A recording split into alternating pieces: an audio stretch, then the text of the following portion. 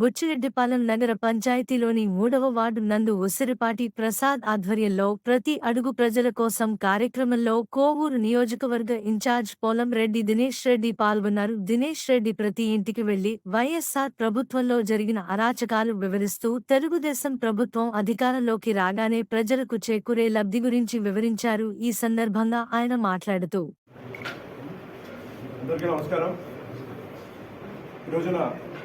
ప్రతి ఎదుగు ప్రజల కోసం అనే కార్యక్రమంలో భాగంగా 94వ రోజు బుచ్చిరెడ్డిపాలెం మండలంలోని బుచ్చిరెడ్డిపాలెం టౌన్ 3వ వార్డులో కార్యక్రమాన్ని నిర్వహించడం జరుగుతుంది. ఏ ఇంటికెళ్ళినా మంచి స్పందన ఉంది.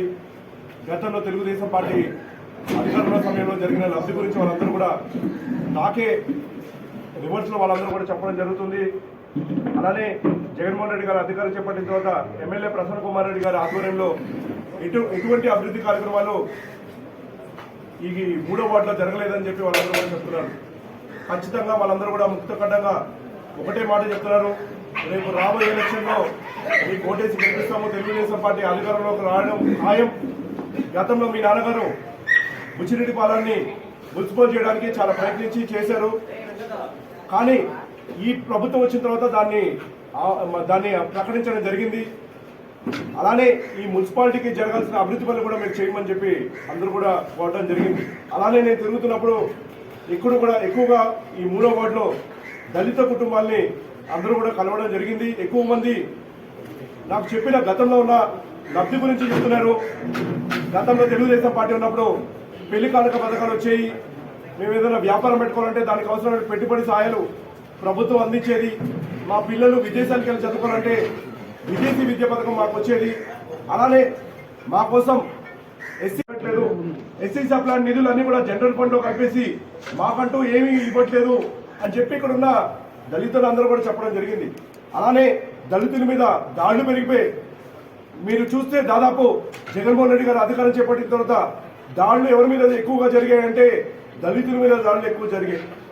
మాస్క్ అడిగారని పాపాన్న సుధాకర్ గారిని నడి రోడ్డు మీద ఆయన్ని పిచ్చోడి కింద చిత్రీకరించి ఆయనకి శిరోమండలం చేసి అవమానించారు. అలానే అలాంటి వైనాలు ఇవాళ ఆంధ్ర రాష్ట్రంలో దాదాపు 150 పైన జరిగాయి. అలానే అక్రమ కేసులు మీద చూసుకుంటే దాదాపు 800 పైన దళితుల మీద అక్రమ కేసులు బనాయించబడ్డాయి. అలానే వైఎస్ఆర్సీపీ నాయకులు ఏదైతే తెలుగుదేశం పార్టీ దళిత నాయకులు ఎవరైతే ఉంటారో వాళ్ళ మీద అగత్యాలు పెరిగిపోయాయి.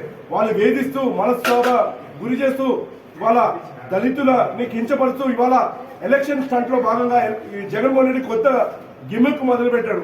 నా దళితులు అంటాడు, నా ఎస్సీలు అంటాడు, నా ఎస్టీలు అంటాడు, నా బీసీలు అంటాడు, నా మైనార్టీలు అంటాడు. ఆయన ఎవరినైతే నా నా నా నా అన్నాడో వాళ్ళందరినీ కూడా దగా చేసిన వ్యక్తి జగన్మోహన్ రెడ్డి గారు. అటు పక్కన వాళ్ళ సొంత బాబాయిని చంపితే ఇప్పటి వరకు వాళ్ళని ఎవరి మీద కూడా యాక్షన్ తీసుకోలేదు. అలానే వాళ్ళ సొంత చెల్లెల్ని అతనితో డిఫర్ అయిపోయి పక్కకి వెళ్ళిపోయింది. వాళ్ళ అమ్మ కూడా కనీసం పార్టీకి రాజీనామా చేసి పక్కకి వెళ్ళిపోయి కనీస మద్దతు జగన్మోహన్ రెడ్డి గారు చేయలేదు. అలానే ప్రసన్న కుమార్ రెడ్డి గారు కూడా సేమ్ జగన్మోహన్ రెడ్డి గారు ఏ మనస్తత్వంతో ఉన్నారో ప్రసన్న కుమార్ రెడ్డి గారు కూడా సేమ్ అదే మనస్తత్వం. వాళ్ళ సొంత తమ్ముడు మనం చూసాము ఎన్నోసార్లు ఆయన పబ్లిక్ గ్రూప్స్ లో ఆయన పెట్టాడు. ప్రసన్న కుమార్ రెడ్డి చేస్తున్న దందాల గురించి వివరించారు. ఆయన వాళ్ళని కించపరుస్తున్న విధానాల గురించి చెప్పారు. వాళ్ళని పక్కన పెట్టిన విధానం గురించి చెప్పారు. అలానే నియోజకవర్గంలో జరుగుతున్న ఏదైతే దందాల గురించి అన్ని కూడా వివరించండి. ఆయన చెప్పిన ప్రతి ఒక్కటి అక్షర సత్యం. ప్రతి ఒక్కటి కూడా ప్రసన్న కుమార్ రెడ్డి జగన్మోహన్ రెడ్డి గారు చేస్తున్నాడు. ఆయన పెద్ద సైకో అయితే ఇక్కడ ఈయన చిన్న సైకోగా మారి ఇక్కడ నియోజకవర్గాలు కూడా సేమ్ జగన్మోహన్ రెడ్డి గారి ఏదైతే పరిపాలన అక్కడ జరుగుతుందో అలాంటి పరిపాలన ఇక్కడ కూడా చేపడుతున్నారు. అక్రమ కేసులు బనాయిస్తున్నారు. ఖచ్చితంగా రాబోయే రోజుల్లో వీటన్నిటికీ కూడా ప్రసన్న కుమార్ రెడ్డి గారు సమాధానం చెప్పాల్సిన అవసరం ఉంటుంది. అలానే జగన్మోహన్ రెడ్డి గారు కూడా సమాధానం చెప్పాల్సిన అవసరం ఉంటుంది. ఖచ్చితంగా ప్రజలందరూ కూడా తెలుగుదేశం పార్టీ వైపు చూపుతున్నారు. రేపు రాబోయే ఎలక్షన్ వీళ్ళందరూ కూడా మాకు అండగా నిలబడి తెలుగుదేశం పార్టీ అభ్యర్థిగా నేను గెలిపిస్తామని చెప్పి అందరూ కూడా నాకు భరోసా కల్పించారు. రాబోయే రోజుల్లో నాకు చెప్పిన ప్రతి సమస్యని నేను పరిష్కరిస్తాను. నేను ఈ వర్గాలు పడుతున్న అన్ని సమస్యలు గతంలో ఏ విధంగా అయితే ఉందో ఆ విధంగా మళ్ళీ తీసుకొస్తాము. అలానే రెట్టింపు వాళ్ళకి సంక్షేమం అందించేదానికి నా శక్తి వంచన లేకుండా నేను ప్రయత్నిస్తానని చెప్పి ఇవాళ నియోజకవర్గ ప్రజలందరికీ ప్రత్యేకించి 3వ వార్డు బుచ్చిరెడ్డిపాలెం 3వ వార్డు వాళ్ళు తిరుగుతున్నారు కాబట్టి వాళ్ళందరూ కూడా చెప్తున్నాను, ఖచ్చితంగా రాబోయే రోజుల్లో తెలుగుదేశం పార్టీ జెండాని కోవూరు నియోజకవర్గంలో ఎగరవేయబోతున్నాము.